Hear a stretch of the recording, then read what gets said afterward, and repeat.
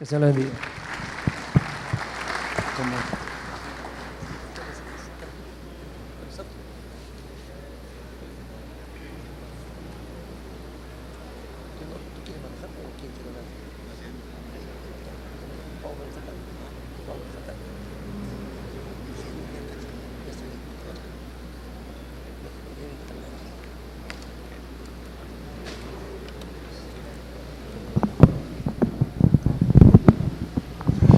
Buenos días, hermanos, ¿cómo están?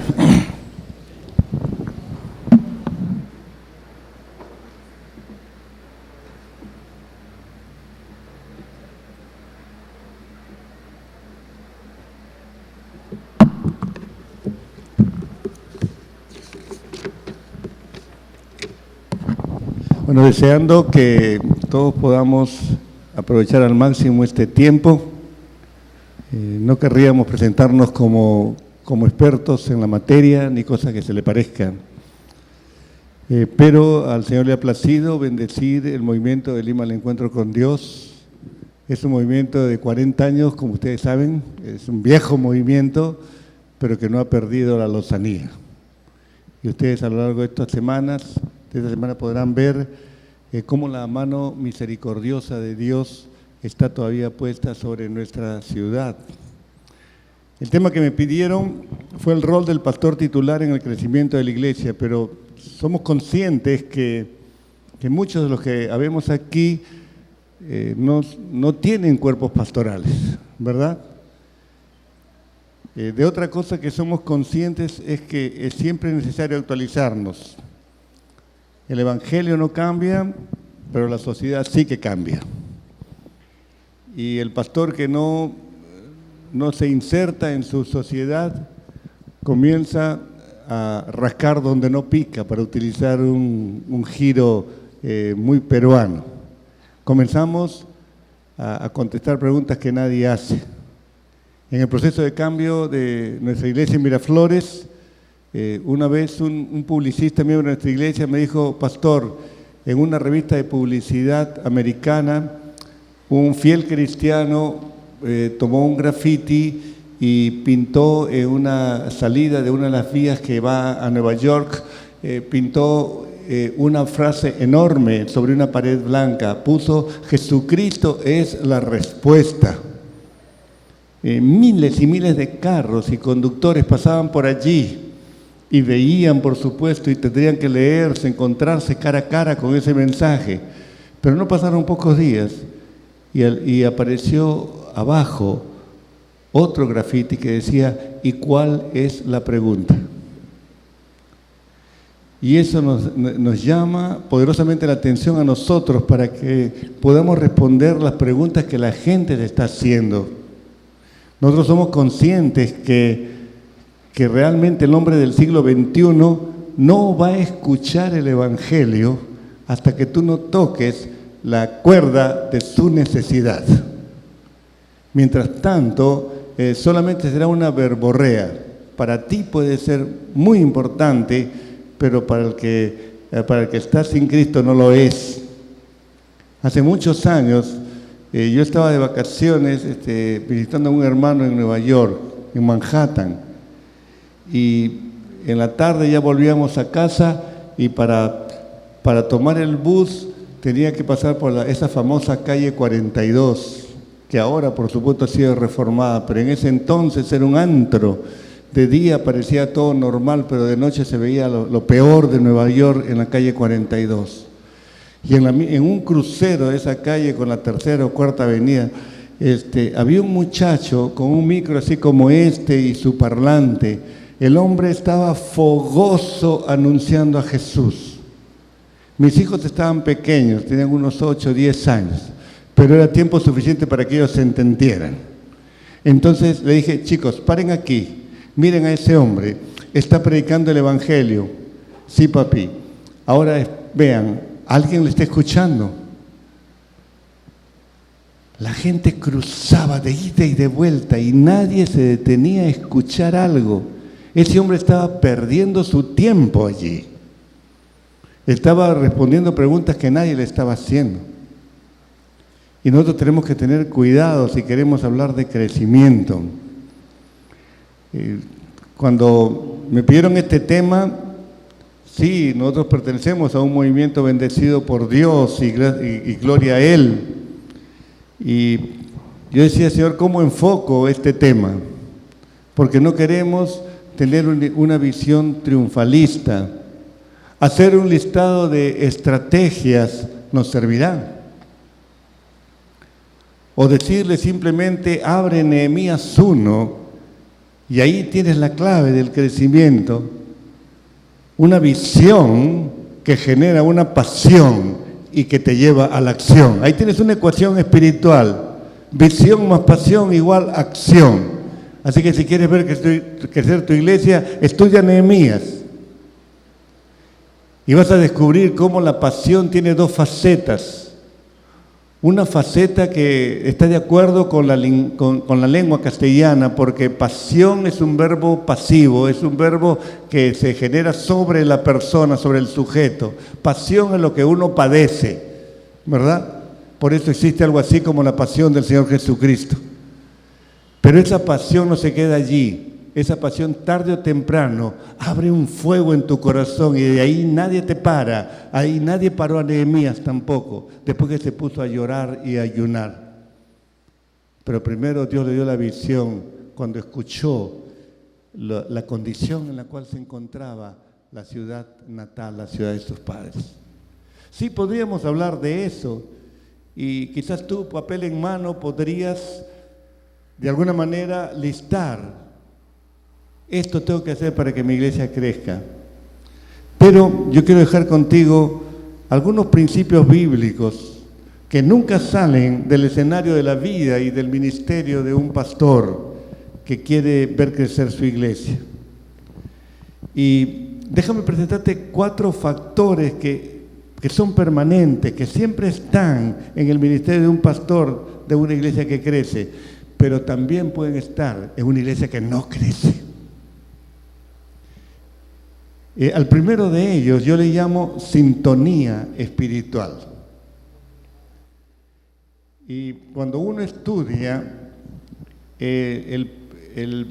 la trayectoria de Israel a lo largo del desierto en esos 40 años, y uno combina los pasajes que otros libros de la Biblia hablan sobre el libro del Éxodo, uno encuentra un principio que es gigantesco de mi modesto punto de vista. Está en el Salmo 103 y el verso 7. Allí la Reina Valera dice: sus caminos notificó a Moisés y a los hijos de Israel sus obras. La manifestación de Dios diferenciada. La manifestación de Dios que le da al líder sus planes. Le dice a Moisés qué es lo que él quiere hacer. Y si nosotros estudiamos el libro del Éxodo, vamos a encontrarlo.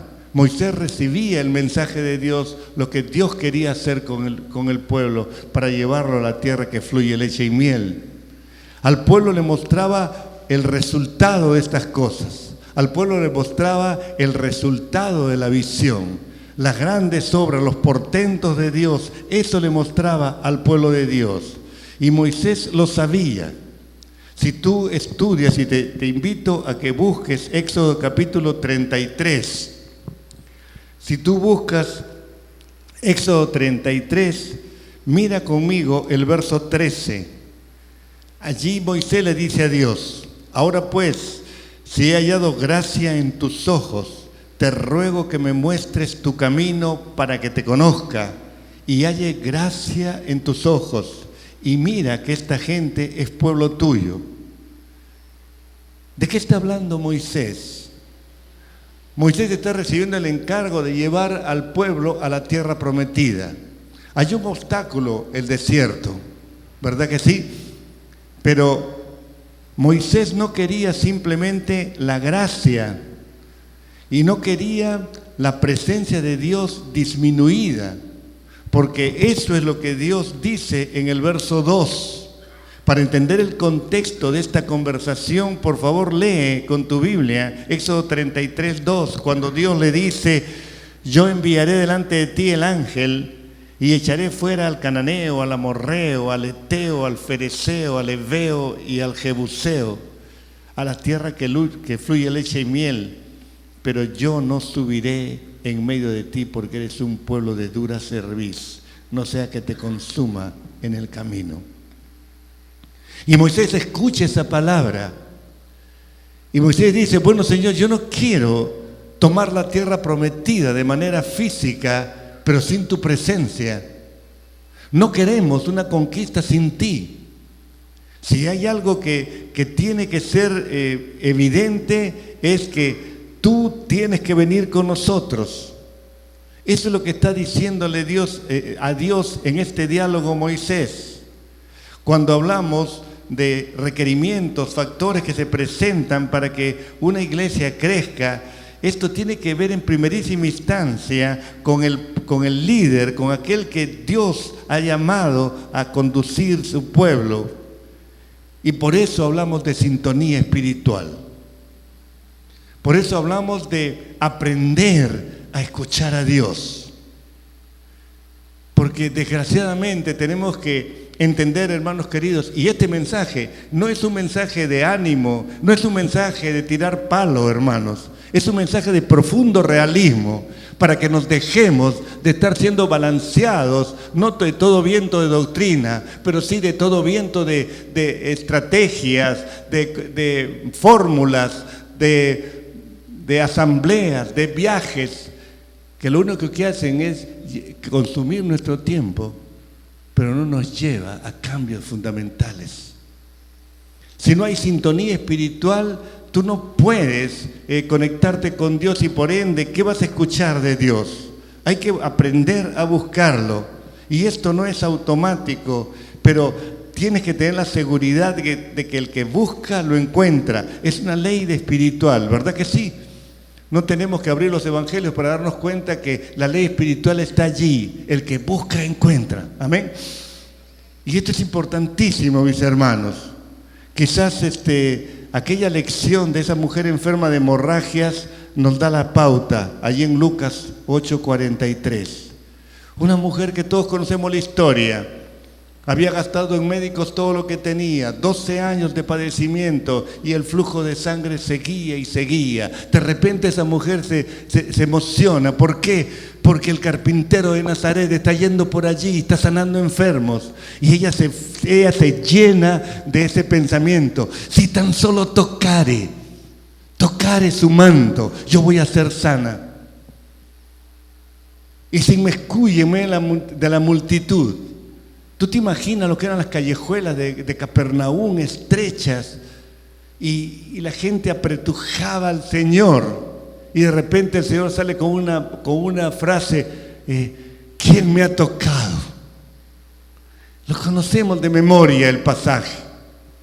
Y Pedro le reclama, Señor, ¿no te das cuenta? Todo el mundo te zarandea en esta callejuela y tú dices, ¿quién me ha tocado? No, el Señor sabe que alguien le ha tocado. Alguien que sabe lo que es sintonía con Dios. Hermanos queridos, esta es la gran advertencia para todos nosotros. Necesitamos iluminación personal. Por supuesto que Moisés la recibió. Necesitamos ese tiempo a solas. Lo que pasa, hermanos, es que es tan obvio para un pastor, que cuando escucha eso se enchufa. Uy, me están contando otra vez a Bartimeo el ciego. Eso ya lo sé. Sí lo sabes, pero ¿cuándo fue la última vez que Dios te habló y te dijo, cambia esto? ¿Cuándo fue que Dios te habló por última vez y te dijo, deja esto? Y estamos nosotros dando vueltas y vueltas, buscando la lámpara de Aladino milagrosa que haga crecer nuestras iglesias. Sintonía espiritual necesitamos. Y eso se logra, hermano, de rodillas. Yo una vez escuché que alguien hizo una encuesta en los Estados Unidos. Y el promedio de oración de un pastor en Estados Unidos es 7 minutos por día. Y Dios no está para hablar a hombres apurados. o para hombres que creen en las estrategias meramente. Sintonía espiritual. Aquí tú ves a Moisés que se da cuenta que tiene que buscar a Dios, que se da cuenta que una conquista numérica, una conquista geográfica no basta. Él no quiere tener un pueblo que esté sin Dios y busca. Pero si uno sigue leyendo la Biblia, uno llega al Nuevo Testamento y en el Nuevo Testamento encuentra al Señor Jesús enseñándonos de lo que es el verdadero crecimiento. Y ahora hablo de discipulado. Tantas veces hemos leído Lucas el capítulo 14, tantas veces hemos predicado de esto y tantas veces también ha pasado por encima esta declaración que para mí es realmente lapidaria. Es una declaración del Señor que me dice a mí y te dice a ti: el ministerio es un trabajo realista. Dejemos atrás triunfalismos y entendamos que en el siglo XXI hay multitud, millones y millones de convencidos, pero no de convertidos. Y nosotros estamos llenando de números nuestra iglesia, pero no llenando de discípulos. Hermano, llenar un templo, o como se llaman estas cosas, esto no es un templo, esto es un auditorio. El templo está aquí, en el corazón. Y a veces creemos que se trata el ministerio de llenar templos. Haz un programa bueno y se llena el templo, hermano. Pero a ver, haz discípulos. El verdadero crecimiento es hacer discípulos. Y esto tiene que ver con seguimiento espiritual. Cuando hablamos de seguimiento espiritual, mira la actitud del Señor Jesucristo en Lucas 14. Dice a partir del verso 25 y el 26, grandes multitudes iban con él, y volviéndose les dijo: si alguno viene a mí y no aborrece a su padre y madre y mujer e hijos y hermanos y hermanas y aún también su propia vida, no puede ser mi discípulo. ¿Sabes de estos dos versos? ¿Sabes la palabra que me llamó la atención? Ese verbo que dice volviéndose. Volviéndose. Para todos los que somos estudiantes de la Biblia, este es un aoristo. El Señor se voltea y comienza a mirar a la gente que le está siguiendo. Y ese verbo describe, como está en el papel, un esfuerzo dramático, un esfuerzo deliberado del Señor para controlar ese irreflexivo, ese desenfrenado entusiasmo ¿de quién? De las multitudes. Esta palabra multitud se va a repetir a lo largo de este mensaje, porque esta gente seguía al Señor, pero sin brújula, sin plan.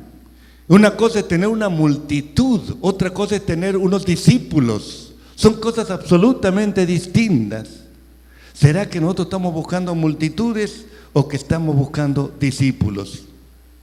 El Señor se da cuenta que el calibre de esa gente que le seguía era cáscara nada más.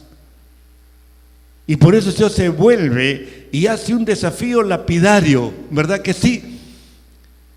Y el Señor, mira lo que dice el Señor, poniéndola después de decirles en Lucas 14, después de decirle, si alguno viene a mí y no aborrece a su padre y su madre, etcétera, no puede ser mi discípulo.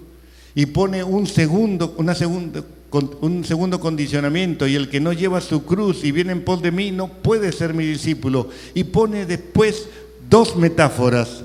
La primera tiene que ver con esto que acabamos de decir: porque ¿quién de vosotros, queriendo edificar una torre, no se sienta primero y calcula los gastos a ver si tiene lo que necesita para acabarla?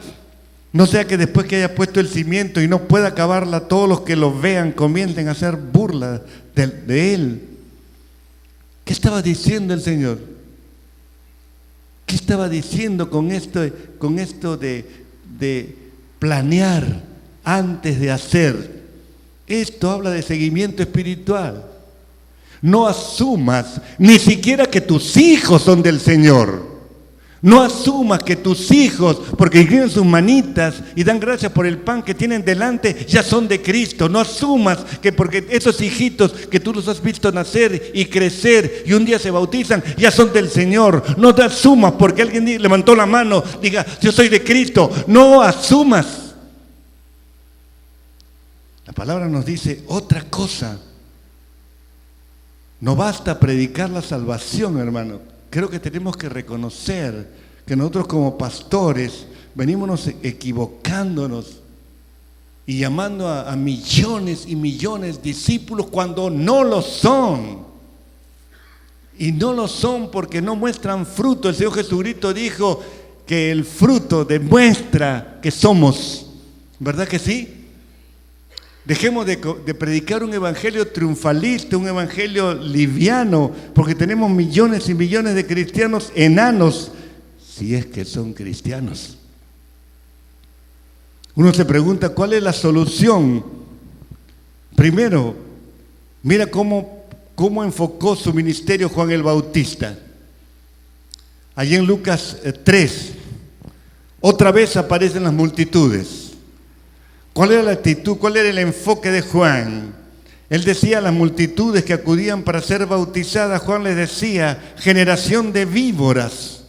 ¿Quién les enseñó a huir de la ira venidera?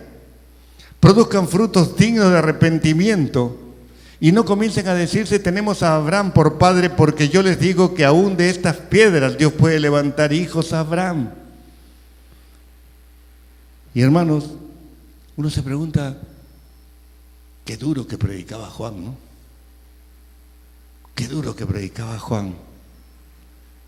Y uno se pregunta, ¿por qué tan duro? Porque total, los que salían al desierto a buscar a Juan era gente sensible, era gente que quería un cambio en su vida. Y él les da tan duro en su predicación. Y por supuesto no vamos a hacer una apología de simplemente dar honor al maltrato en la predicación.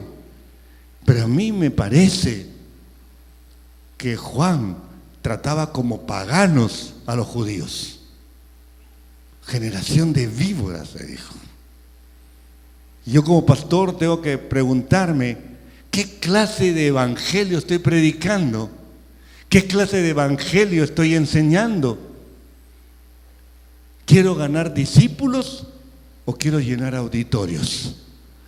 Es una pregunta de fondo, porque cuando no hay fruto, debería preocuparme a mí como pastor, no simplemente seguir llenando y llenando las estadísticas de la iglesia, sino realmente preguntándome qué está pasando con mi ministerio, por qué no hay cambios significativos en la gente que viene acá a la iglesia.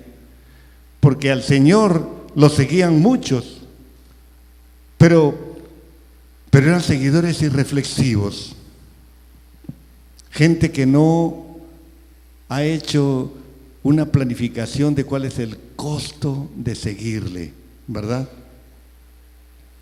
Es interesantísimo leer el capítulo 6 de Juan, no vamos a salir del tema, simplemente decir que cuando Jesús planteó las demandas del reino, dice el verso 66, a partir de entonces, muchos, ahí está otra vez la multitud, allí están los muchos que hicieron de sus discípulos, hay que ponerse discípulos entre comillas, porque dejaron de seguirle y ya no andaban con él. Y Jesús le dijo a los 12, ¿sabe por qué? Porque se le desinfló la multitud, se le desinfló la multitud. Y Jesús volteó y le dijo, ¿quieren irse ustedes también? ¿Quieren irse ustedes? Y claro, cuando nosotros leemos esto, hemos seguido tantos mensajes, hemos escuchado tantas veces esto de planificación personal que que nos parece que ahí queda la enseñanza del Señor. Pero este seguimiento espiritual, hermano, evita sorpresas, porque es esperable que las viejas tendencias sean desechadas, los valores del reino sean reafirmados, los patrones mentales sean cambiados. ¿Hasta cuándo vas a predicarle el Evangelio domingo tras domingo a la gente que no le da la gana de cambiar? ¿Hasta cuándo vamos a tener un liderazgo de papel y no vas a poder realmente decir, puedo descansar en estos hermanos porque se cumple lo que Efesios 4 dice, que yo los equipo para que ellos hagan la obra del ministerio? Este es el desafío. Necesitamos, sí, hacer planificación personal para que la gente no deambule por la vida, pero no asumas que son cristianos meramente porque vienen domingo tras domingo al mismo lugar a hacer lo mismo de siempre.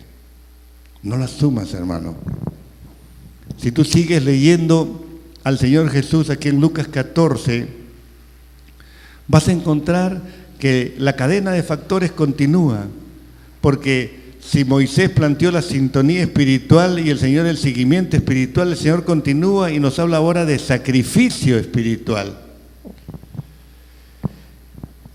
Y es muy interesante porque el Señor dijo, el que no lleva su cruz y viene en pos de mí, no puede ser mi discípulo. Y la metáfora que sostiene esta declaración del Señor está en los versos 31 y 32. ¿O qué rey que marcha a la guerra contra otro rey no se sienta primero a calcular si puede hacer frente con 10,000 soldados al que viene a atacarlo con 20,000? Y si no puede hacerle frente, envía una bajada al otro rey y cuando todavía está lejos le propone condiciones de paz. ¿Qué está planteando el Señor en su metáfora? Un rey irreflexivo. Un rey que marcha a la guerra sin medir las consecuencias. Un rey optimista que cree que le puede ganar al otro rey. Pero solamente eso está enseñando el Señor. Profundiza un poquito y te darás cuenta que en la mentalidad de este rey irreflexivo hay un deseo de obtener un botín de guerra.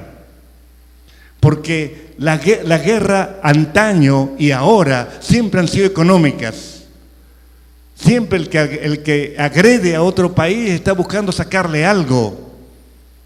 Y en esta metáfora el rey reflexivo tiene esa misma esperanza. Él se da cuenta que si él gana la guerra va a traer una eventual y soñada victoria militar que implica un botín de guerra. ¿Me dejo entender? Y esa es su motivación para irreflexivamente ir con 10,000 soldados a enfrentar a un ejército de 20,000.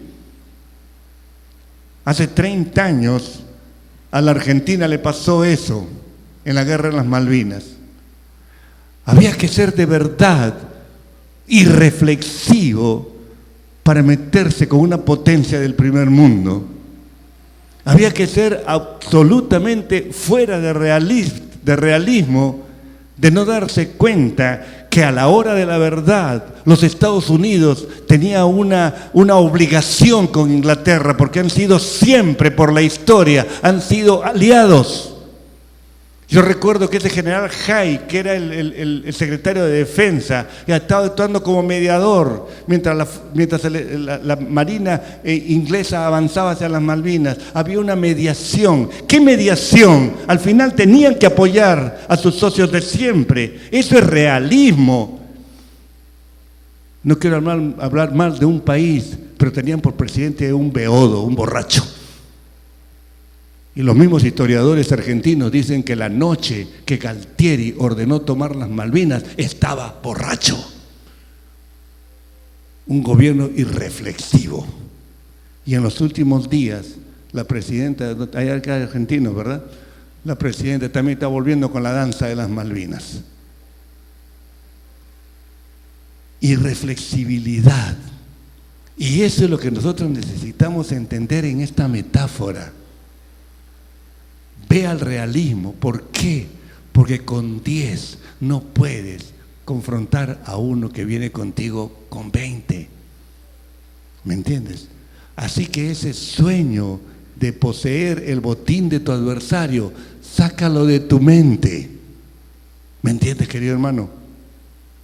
Ese es ahí el meollo de la enseñanza del Señor, y que el Señor la aplica con sabiduría inconmensurable al discipulado. El verso 33, el Señor dice, así también, cualquiera de ustedes que no renuncia a todo lo que tiene no puede ser mi discípulo. ¿Qué estaba diciendo en la metáfora? Tú no seas como este rey irreflexivo, renuncia a lo que es utópico, renuncia a lo que no es real. Así que eso pone en la verdadera vereda lo que es el discipulado, en la necesidad de un sacrificio espiritual, renuncia total a posesiones materiales, posesiones sociales, etcétera, etcétera. Cuando Pablo habla de cruz, Pablo dice, con Cristo estoy juntamente crucificado, ya no vivo yo, sino Cristo vive en mí. Punto. Lo que vivo ahora en la carne, lo vivo en la fe del Hijo de Dios, el cual me amó y se entregó a sí mismo por mí. Hermano, el cristianismo y el verdadero crecimiento no es numérico. Por favor, saquémonos esa tarjeta de la cabeza.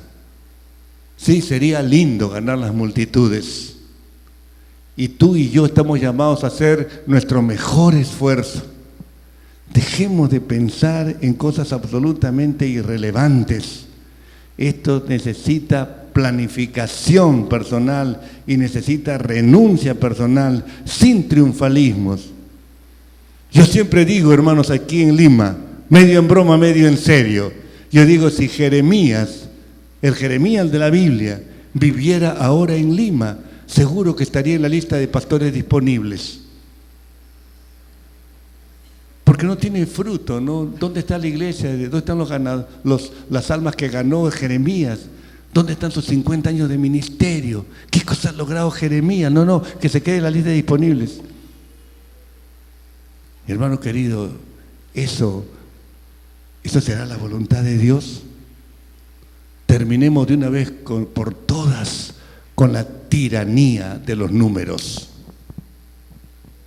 Trata de tener a tu iglesia sana y va a crecer. Manténla sana y va a crecer. Y por último, el cuarto factor que ya en tiempos de Pablo aparece es la sentencia espiritual. En la enseñanza del Señor Jesús, en Juan 12:24, lo conocemos de memoria. De cierto les digo, que si el grano de trigo no cae en tierra y muere, se queda solo, pero si muere, lleva mucho fruto. Solo por la muerte puede surgir la vida. Principios espirituales. Y la pregunta para mí y para ti es, ¿estoy dispuesto a morir? ¿Estoy dispuesto a dejar la vida? Pero cuando el Señor lo enseña, nos damos cuenta que aquí tenemos la base para la regeneración de todas las cosas. La verdadera vida surge de la muerte. A mí siempre me llama la atención la enseñanza de 2 Corintios capítulo 1. Por razones de tiempo no podemos dar detalles, pero es tremendo lo que el apóstol cuenta de su experiencia en Asia.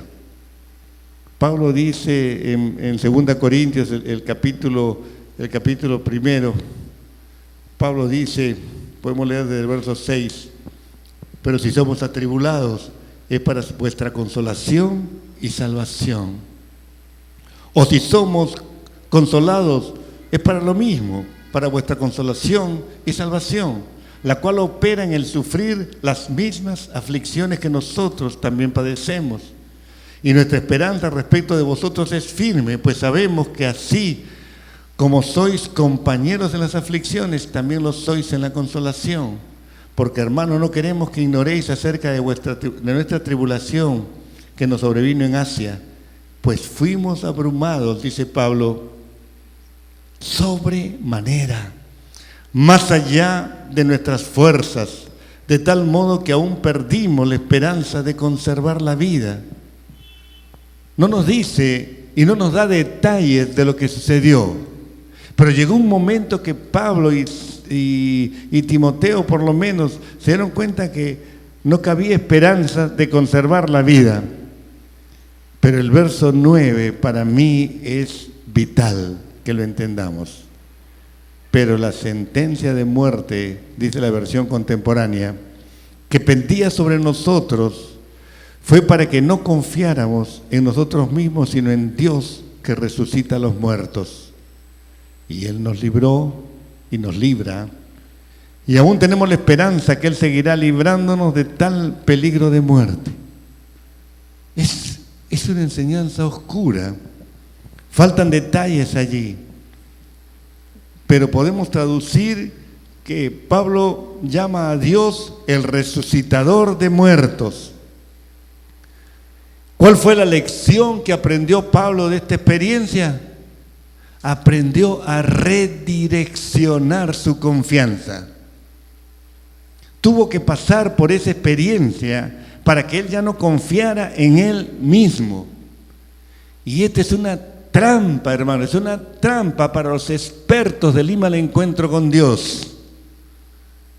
Que tenemos iglesias grandes, sí, grandes, a lo mejor en nuestra mente comienza a gestarse la idea de que algo ha tenido que ver mis aptitudes, mis capacidades, mis experiencias, y dejo de lado la soberanía de Dios que ha puesto su misericordia sobre esta desventurada región.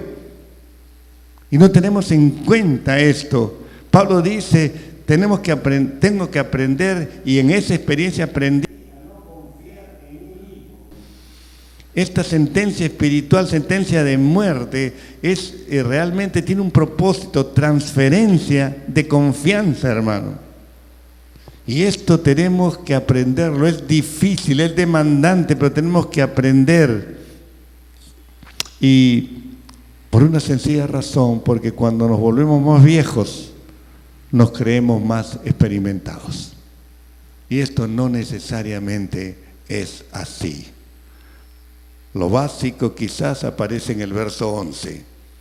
Pablo dice, si ustedes nos apoyan con sus oraciones por nosotros, si muchos oran por nosotros, también serán muchos los que den gracias a Dios por el don concedido a nosotros por tantas oraciones. Pablo decía, ¿cómo participa la iglesia en esto? ¿Cómo? Orando. Sería ocioso volver a decir lo que ya se dijo en el devocional, lo que nos ha dicho Roger Vergara, lo que nos ha dicho Jesús Londoño, ¿verdad que sí? Ya sabemos el valor de la oración.